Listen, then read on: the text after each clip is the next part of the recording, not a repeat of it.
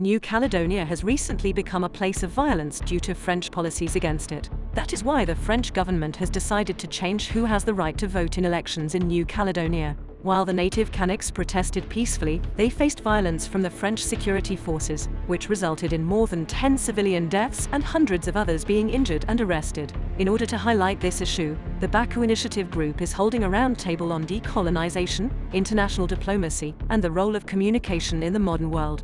Furthermore, the conference offered attendees the chance to pose questions of interest. Hello, my name is Nina Sharifova. I am Baku TV International representative.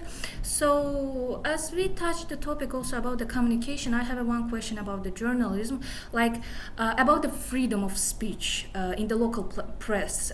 Can they express themselves freely, their opinions, and speak openly? Thank you. Mais donc, on a liberté d'expression. So, about freedom of expression, it's true that we only have one media outlet.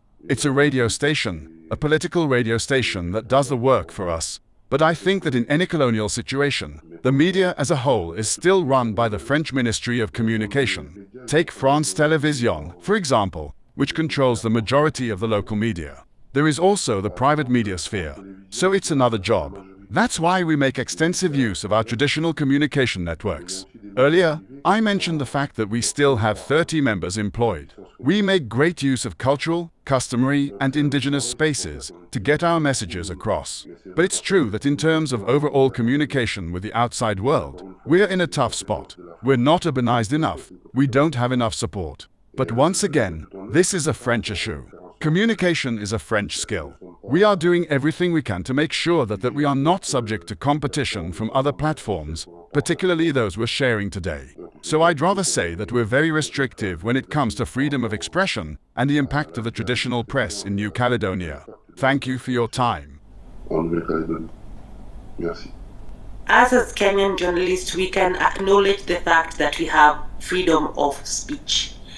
And my issue here is, what then do you do with that freedom? Because it's very important and very vital that we as journalists, we as people who are in civil society, use the freedom in the most appropriate way that we can. Because we are actually talking about the media is selective in terms of reporting what is happening. Others, people who are here, we acknowledge that we do have the freedom, we do have the knowledge. Then how we do and what we do with this knowledge and freedom is very important. And we have come from far, where we used to see the other journalists never even had an opportunity to talk. Being here in itself is freedom of speech, because we don't have a policeman here, we don't have anyone who is going to arrest us for expressing our own thoughts. It's rather a challenge. Before you pick up a camera, before you take an opportunity to do even a report, then you have to ask yourself a question: what are you doing with this freedom that you're given? That is all I have.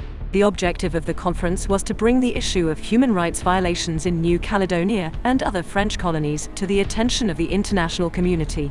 The conference also aims to explore ways of strengthening cooperation in the field of communications to combat neo-colonialism, a new form of colonialism that continues to affect Africa.